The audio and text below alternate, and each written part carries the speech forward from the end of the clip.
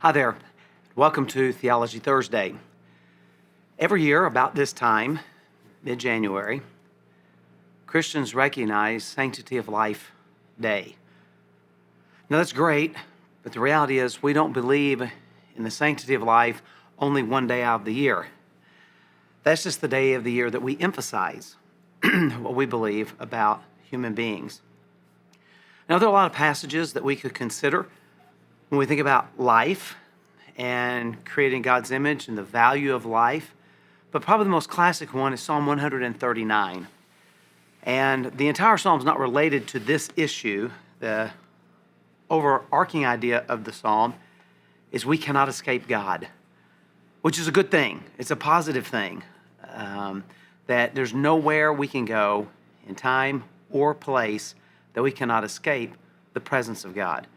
So I want to look at the whole psalm, but I really want to focus in on the section that has to do with the value of human life.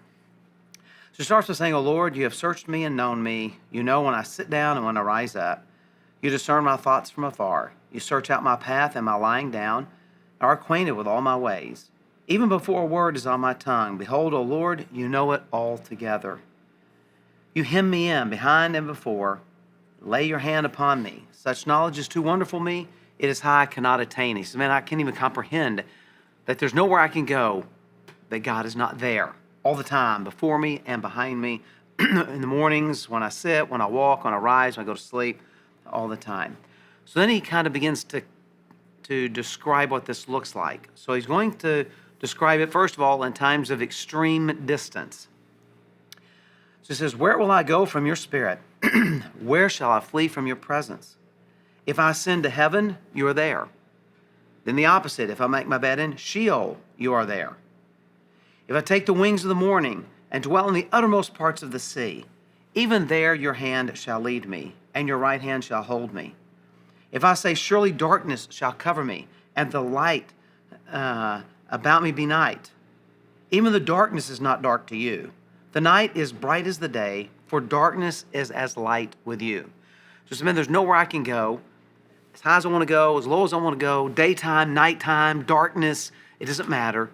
There's no place I can go that God's presence is not there. Man, what a great comfort for us. And what an incredible theological statement in their world. Because in biblical times, Old Testament times at least, they believed that the gods were territorial. And so you worshiped whatever god that you were on their turf, so to speak.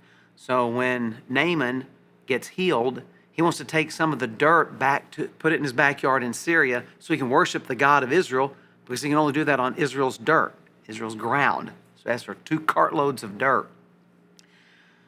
So David's saying here, man, there is nowhere I can go that you're not there. God is not bound territorially, which also means that God is not bound to church on Sunday mornings. That's not the only place that he is. God is everywhere, all the time, everywhere we go. So there's nowhere we can get away from the presence of God in terms of distance. Nor can we escape the presence of God in terms of time. He says in verse 13, "For you formed my inward parts. You knitted me together in my mother's womb. I praise you, for I am fearfully and wonderfully made. Wonderful are your works. My soul knows it very well. My frame was not hidden from you when I was being made in secret, intricately woven in the depths of the earth. Your eyes saw my unformed substance. In your book were written, every one of them, the days that were formed for me, when as yet there was none of them." So he says, man, not only can I not get away from you now, I've never been away from you. Even from the time that I was in the womb, that's the idea of the secret place, the hidden place. I'm fearfully and wonderfully, it's amazing, just biologically, DNA and how it works and how a human being is created. I mean, it is really astounding, as complex as we are, how that goes from generation to generation. And so he says, I was knit together in my mother's womb, woven together. My frame, that probably is a reference to my bones, my bone structure. As a matter of fact, God didn't start with me from the moment of conception.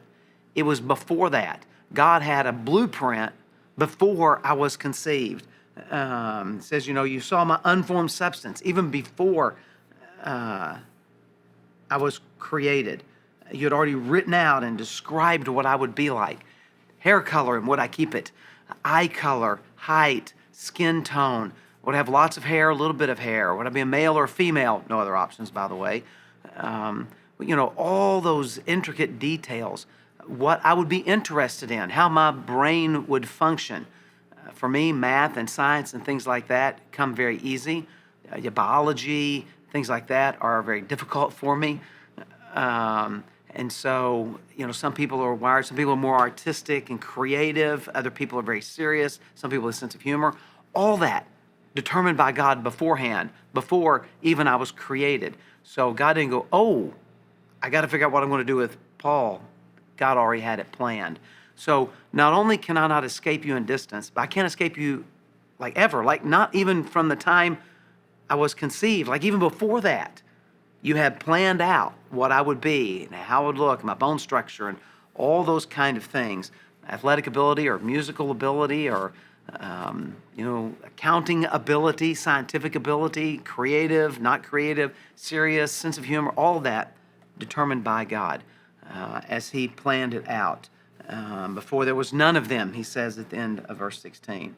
So then He kind of rolls from that. So how precious to me are your thoughts, O God? How vast is the sum of them? If I would count them, they're more than the sand. I wake, and I'm still with you. Like this isn't a dream. This is for real. And then he goes on to pray that this God would protect him by His presence, that you would slay the wicked. O men of blood, depart from me. They speak against you with malicious intent. Your enemies take your name in vain. Do I not hate those who hate you? And do I not loathe those who rise up against you? I hate them with complete hatred. I count them my enemies. Search me, O God, and know my heart. Try me and know my thoughts. And see if there is any grievous way in me, and lead me in the way everlasting. It says, God doesn't just know me physically, and that's how most of this is described. He concludes it by saying, God even knows my very thoughts, all of them. And so, God, search me out that I would be pure and holy and not like others.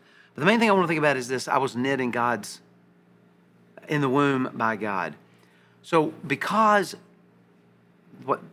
we're made in God's image in Genesis, and the death penalty is a result of violating the image of God in human beings. But this passage describes I'm wonderfully and fearfully made. Every single human being is wonderfully and fearfully made in the image of God. Therefore, we recognize, because the Bible is so clear about this, that every life is valuable. Even before we see that life, even in the womb, just as David says here, even before they were conceived, the life is precious. So we believe that philosophically and conceptually, every life is valuable even before that life is created, because God already has it planned. And so we believe that every life is of value because they have been fearfully and wonderfully made in the image of God according to the plan and the intentions of God Almighty, who designed them as a unique individual. So as we think about life, we recognize the value of life. This is why we want people to have their babies. But it's not just having the baby, but we also want them to love their children and maybe love them enough that they would give them up for adoption because they know they're not able to raise this child. And so they willingly, out of love, allow their child to be raised by someone else because they love the child that much. And they know that it would be in that child's best interest for them to allow someone else to adopt and have that child. I mean, but we recognize every life is valuable. Every life. This is why we are pro-life. We're not anti-anything. We believe in the value of life. Now, I want to close out just by noting something that I think is important that we distinguish, and that is the difference between life and alive. And here's what I mean by that. Life is created by God. It is a life because this person is made in the image of God. Alive is defined in the Bible as breathing. So, if a baby is stillborn and is not alive, that baby is still a life. When someone dies, they are no longer alive, but they are still alive.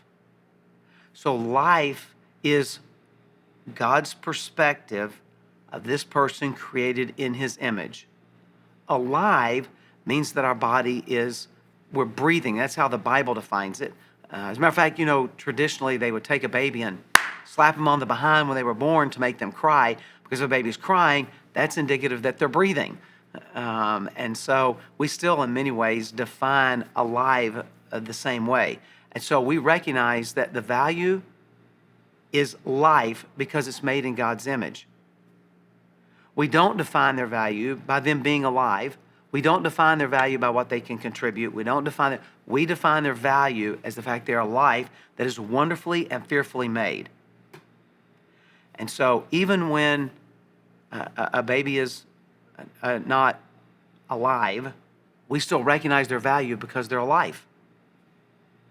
And it is a violation of God's order to take life, to take something that is made in God's image and snuff it out.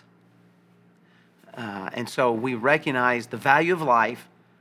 We recognize that life is because God declared it so, and that we don't distinguish between alive and that's what life is. So we respect a body even when someone dies because we recognize it's a life.